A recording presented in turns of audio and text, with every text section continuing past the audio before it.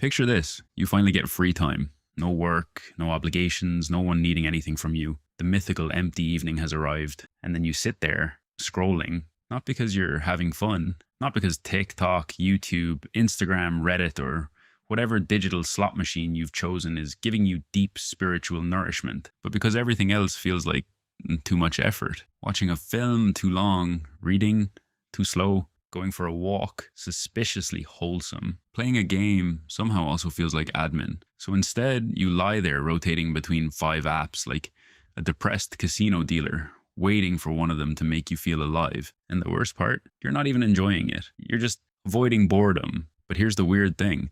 Boredom used to be normal. Boredom used to be the loading screen between parts of your life. You'd wait for a bus and just stare into the distance like a Victorian child with tuberculosis. You'd sit in a waiting room and actually be alone with your thoughts. Terrifying, yes, but also kind of useful. Now, the second there's a gap, any gap, we fill it. Queue, phone, toilet, phone, lift, phone. Microwave has 47 seconds left. Better consume 3 political arguments, 2 gym transformations, and a video of a man pressure washing a driveway. We have become completely incapable of experiencing 3 seconds of nothing. And I don't say that as some wise monk on a mountain.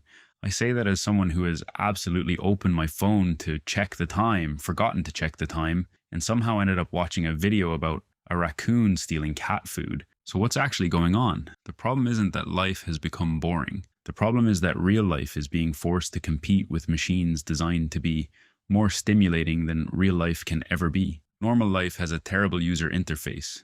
It has no autoplay, no algorithm, no infinite scroll, no perfectly edited dopamine pellets launched directly into your exhausted little brain every 8 seconds. A normal conversation has pauses. A book takes time to get good. A walk doesn't give you a reward in the first 30 seconds.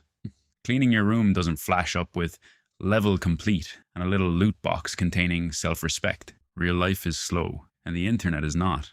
That's why everything starts to feel flat. Not because everything is actually meaningless, but because your attention has been trained to expect constant novelty. Once your brain gets used to constant novelty, normal things start to feel underwhelming. A sunny day, fine. A nice meal, fine. A quiet evening, unbearable. Where are the flashing lights? Where is the conflict? Where's the man screaming into a microphone about how society is collapsing? This is where people often say, oh, it's dopamine. And yes, dopamine is involved, but the internet has slightly ruined the word dopamine.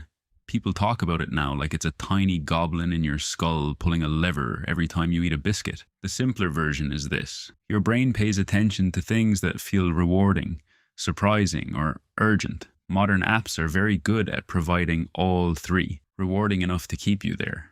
Surprising enough to keep you curious. Urgent enough to make you feel like you might miss something. Real life usually cannot compete with that. Real life is often repetitive. You wake up, you eat, you work, you answer messages, you try to become a better person for 6 minutes. You get tired, you open your phone, you see someone your age buying a house, someone younger than you becoming rich, someone prettier than you drinking matcha in Lisbon, and someone with suspiciously perfect lighting telling you that your problem is mindset. And suddenly your own life feels like a badly funded side quest. But here's the thing nobody wants to admit. A lot of the best parts of life are boring at the start. Getting fit is boring before it feels good.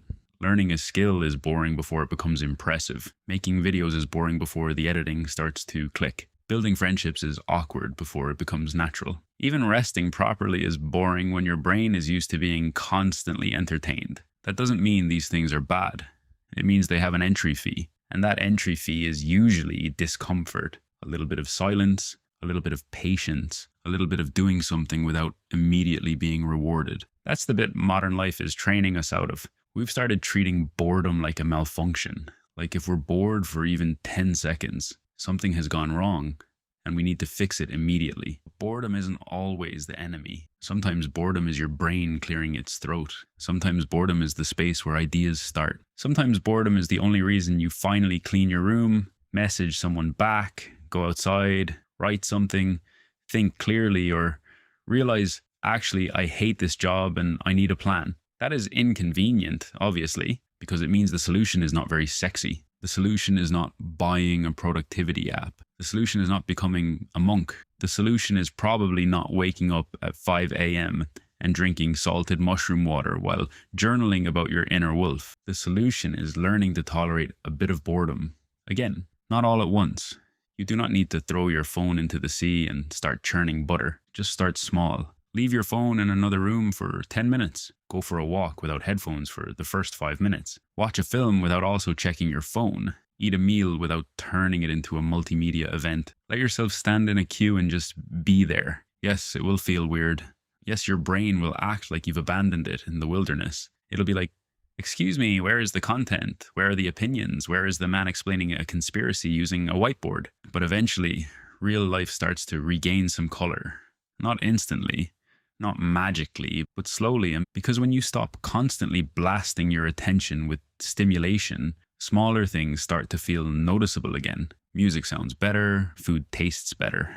Conversations feel less like interruptions. Work becomes slightly less impossible, and quiet stops feeling like a threat. This is the part where I would love to give you a dramatic, life-changing conclusion. Something like, delete every app and become the person you were born to be. But honestly, that's probably not realistic. Your phone is not going anywhere. The internet is not going anywhere. The algorithm is not going to wake up tomorrow and say, you know what, I think I'll encourage deep fulfillment today. So the goal is not to escape modern life completely. The goal is to stop letting it sand down your ability to enjoy anything slower than a slot machine, because a boring life might not actually be boring. It might just be quiet. It might just be normal. It might just be asking you to pay attention for longer than 8 seconds. And maybe that's where the good stuff is hiding.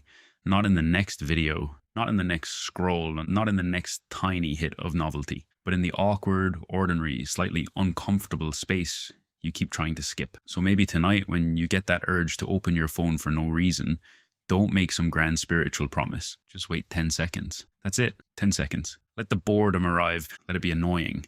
Let it feel slightly stupid. And then ask yourself, what am I actually trying not to feel right now? Because that question is annoying, but it is also useful. And unfortunately, useful things are rarely as fun as raccoons stealing cat food, but they do tend to change your life more.